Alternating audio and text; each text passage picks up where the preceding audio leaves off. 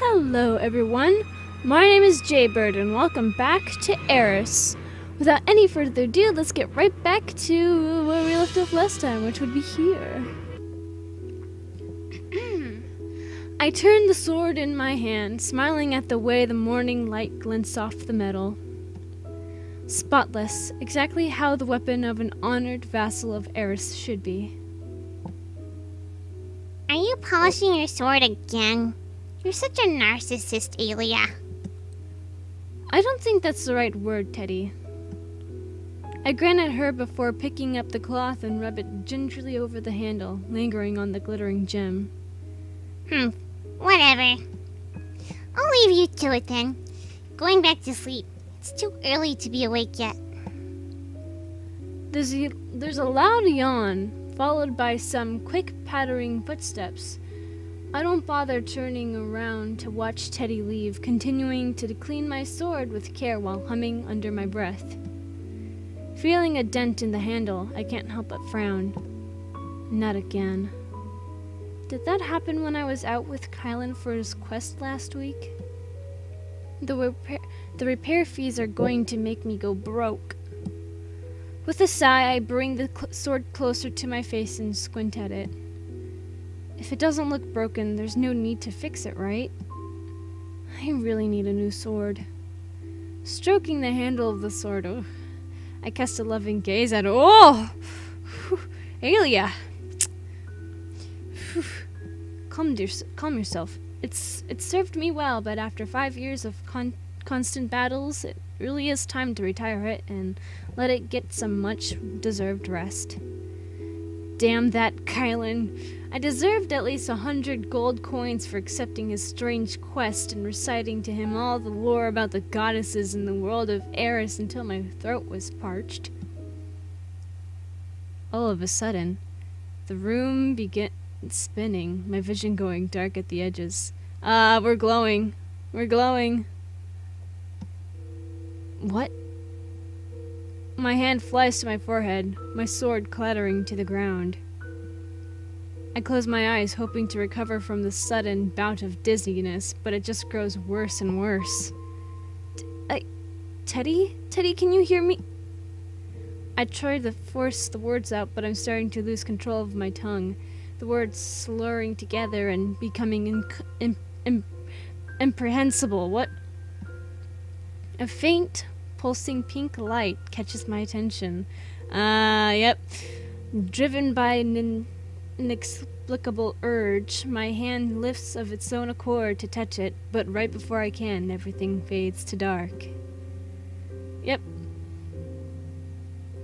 When I come to, I find myself lying on the ground, staring up at the drifting clouds in the purple sky. Purple? Why is it purple? Shouldn't it be blue? My head is pounding a relentless rhythm, my vision blurred and unfocused. My entire mind is filled with white noise, and I can hardly piece together a coherent thought. Where am I? What is happening? Slowly, some of the disorientation fades, and I'm suddenly aware of something round and wet pressing into my hand. What? What is it? Why does it feel so familiar? I tried to look down at my hand, but the slight movement causes the throbbing in my head to increase, forcing a pain groan out of me. Alia! The pressure against my hand disappears, and the frowning face of a small bear cub pops into view above me. I know that bear. I named it! Sure, okay. Theodore?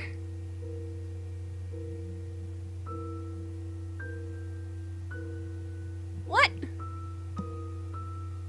The bear looks surprised before beginning to pout. I didn't know bears could pout before this. Oh no, did we lose our memory? No, I'm a girl, remember? You shortened it to Teddy after realizing your mistake because Theodora is too much of a mouthful. Teddy. Just like that, the fog begins to lift properly from my mind, and I close my eyes, giving her a tired, apologetic smile. Sorry, Teddy, my bad. I don't know what was wrong with me just now. I do. Teddy nudges me with her nose, resting her head on my arm. For once, her hostility and sassiness have disappeared completely, leaving behind a concerned, gentle, and affectionate bear cub. Yay. What happened, Ilya? I've been looking everywhere for you almost the entire day. I was really worried. The entire day? What time is it? It's already evening. You've been missing since this morning. When I woke up to find you gone without You've been missing since morning when I woke up to find you gone without a note, just like last time. What happened? I don't know. I was hoping you could explain. I just found you lying here an hour ago, unconscious and unresponsive, even when I tried to shake you awake. With great effort, I managed to lift my hand enough to rest it on Teddy's hair, which is fucking everywhere, my fingers stroking through her fur. I'm sorry for worrying you. I'm just glad you're fine. Do you know what happened? I can only turn my face away, unwilling to lie to Teddy but unable to voice the fears and worries plaguing me. It must have been another blackout. Damn it. I had gotten my hopes up when the blackouts didn't occur again for the past couple weeks since I took Kylan's potion. I had hoped that this potion did cure whatever was ailing me after all, but I guess Kylan was right. It wasn't a cure, only something to ease the symptoms. I should have known. Kylan. At the thought of the eccentric inventor, I'm struck by the feeling that I'm forgetting something. A memory flits at the edge of my mind, just out of grasp. It takes me a long minute before I can finally recall that I'm supposed to meet Kylan at the tavern this evening. It didn't look like Kylan had anything important to tell me, so more than likely he just wanted a casual hanging out. I could probably reschedule, but I shouldn't stand him up. He's going to worry if I don't show up, as I've never even been late to any of our meetings. Pressing my palms against the ground, I attempt to push myself up to a sitting position. Teddy immediately growls in protest, attempting to stop my actions with her paws. No, what are you doing, Ilya? Don't get up yet. You need to rest. Kylan, he's waiting for me at the tavern. It's just him. Just reschedule the meeting. You can have a drink with him another day when you feel better. No, I'm fine, Teddy. The headache will pass. I should go. Gritting my teeth to try and push through the pain in my head, my attempts to scramble to my feet are foiled by Teddy leaning her entire weight on my belly, preventing me from getting up. No, you can go after resting. A little weight won't kill him. I raise an eyebrow at Teddy, chuckling slightly. You want me to just stay here, sleeping on the cold, hard ground? You're a warrior. You're trained to withstand harsh conditions. Don't mind about sleeping on the cold, hard ground. Besides, I really doubt I can carry you back home. I'm strong, but not that strong. I don't need you to carry me. I can walk myself. Are you certain?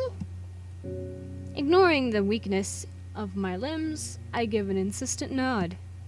From Teddy's doubtful side glance, it's clear she doesn't believe me. Doesn't matter. You should rest for a while before trying to move. If you fall and hit your head, I'm not carrying you to the medics. Should I listen to Teddy or not? I can probably make it to the tavern myself, and I really don't want to stand Kylan up, but Teddy looks pretty worried. Listen to Teddy. Go to the tavern anyway. I'm supposed to listen to Teddy and stay. Because that's what the guide says. I live by the guide. Wait. Yep. I fall back onto the ground with a resigned sigh, not having the mental fortitude to argue with Teddy right now. Fine, you win. I won't try to get up yet. I'd probably just fall right back down anyway. Good. Stay here and rest. I'll watch over you. I can't help but smile at the ferocious, protective look on Teddy's face. Running my fingers through her fur again, I give her a slight pat on the head. Can I ask you for a favor, Teddy? Teddy glances at me out of the corner of her eyes, the look full of suspicion, making me smile in response. Maybe. Will you go to the tavern to tell Kylan I won't be able to meet him today? We can rearrange the meeting. I got pop-ups. God damn it, I hate pop-ups. Yeah. Not pop-ups, like website pop-ups, but like email saying like, oh, you got an email. Oh, you got an email. Oh, you got an... I know. You should shut up. It's all spam anyways.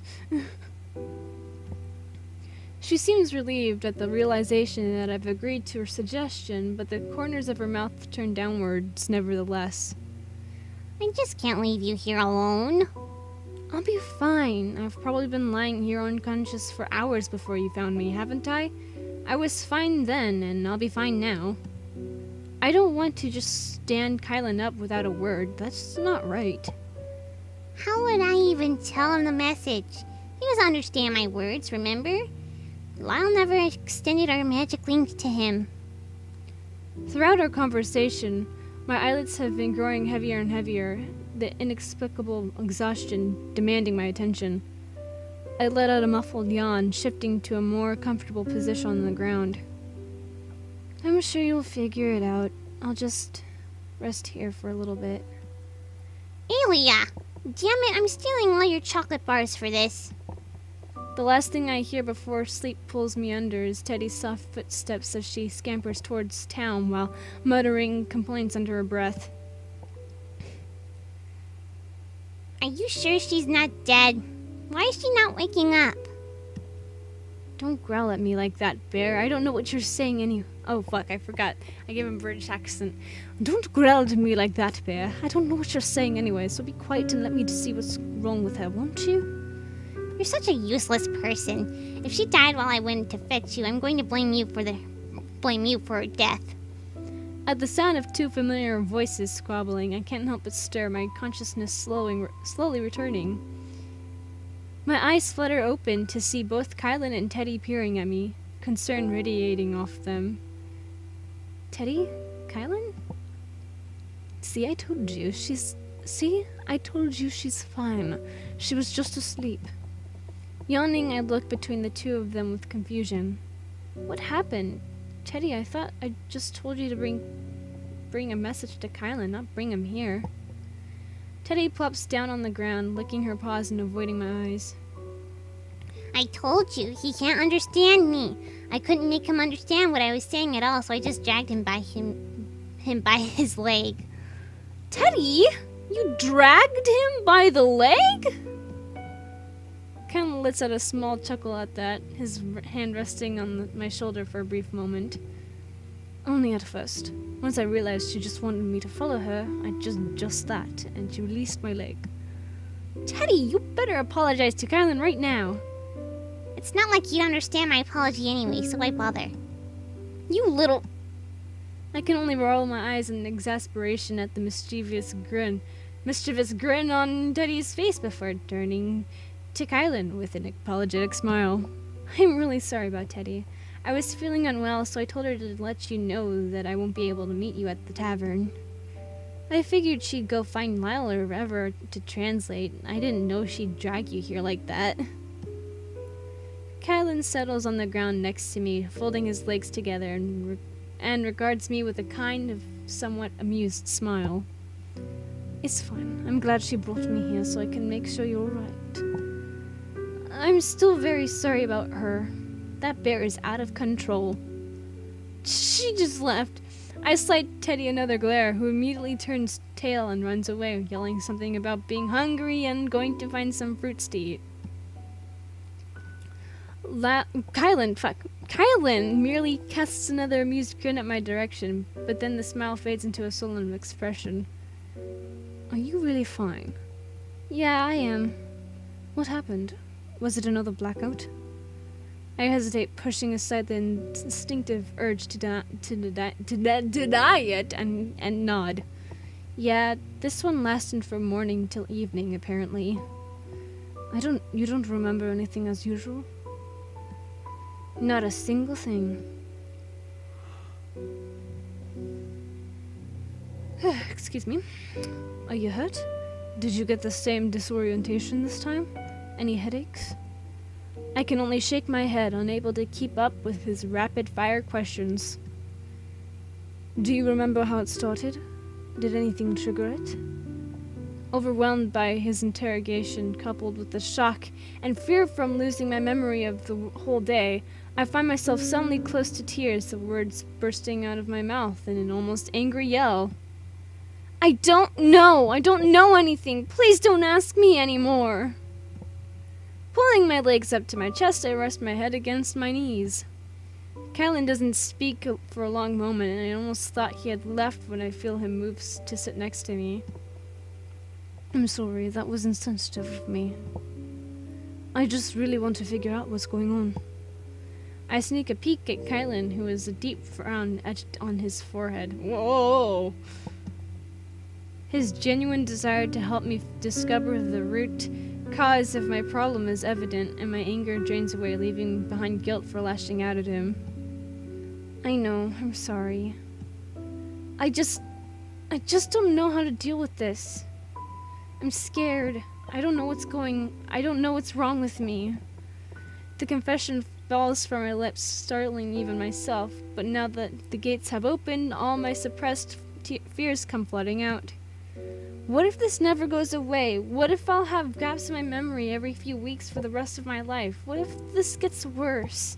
What if I were up to no good during the blackouts? Who knows? I might be a serial killer, and I just don't remember my murdering sprees. A sound that sounds suspiciously like a chuckle escapes Kylan, but when I glance at him, he has a straight face that is void of any amusement. I know it's weird, and I don't know how to explain it, but I just don't feel like myself. Does that make any sense? Yes. There's a beat of silence, and then a soft weight lands on my shoulder. I realize with a start that Kylan has wrapped an arm around my shoulder as comfort. Aww. The warmth from his arm seems to seep through my clothes, burning my skin. Oh. Jeez, how hot are you? Jesus Christ. The flush starts to rise in my cheeks, but I don't shrug his arm off. Yeah, flesh, blah, blah, blah, blah. Yeah, it does make sense. And I'm sorry. I'm sorry you have to go through this. Somehow feeling calmer after getting the hidden fears off my chest, I shake my head with a smile. No, I should be apologizing for randomly blurting everything out like that. No, I feel responsible for this. I'm sorry, Aelia. Because you couldn't cure whatever this is? Don't feel responsible. It's not your fault. You've already done everything you can to help me. Thank you, Kylan. Really. Kylan shakes his head, his eyes downcast. I'm still sorry. Yes, but... Kylan suddenly cuts me off, his arm falling from my shoulder and turning to face me fully with a smile that doesn't quite meet his eyes. In any case, you've had a long day. You should go home and get some rest. Do you need any help getting back? No, I'm fine. I feel better now. Kylan nods, almost absent-mindedly, as he averts his eyes again. Alright. Well, in that case, I'm going to head home so I can try harder to discover the reason for your blackouts. Take care of yourself. Let me know if anything happens. Kylan scrambles to his feet and walks away with one last smile, leaving me behind to wonder how the abrupt change in his attitude with the warmth of his arm still burning the skin of my shoulder. Oh. Oh, jeez. Oh, jeez, man. Oh, jeez, man. Oh, jeez, man. This is getting interesting.